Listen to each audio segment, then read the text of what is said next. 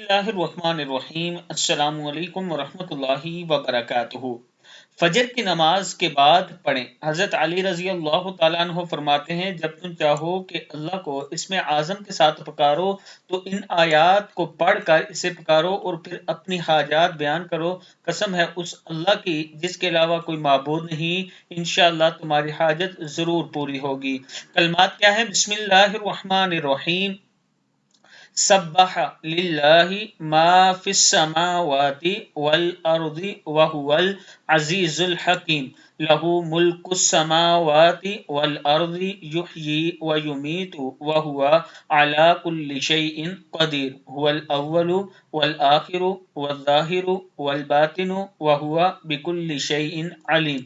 هو الذی خلق السماوات والارض فی ستۃ ایام ثم استوى علی العرش یعلم ما یلج فی الارض وما یخرج منها وما ینزل من السماء وما یعرج فیها وهو معکم اینما کنتم واللہ بما تعملون بصیر۔ لہ ملک السماوات والارض والی اللہ ترجع الامور۔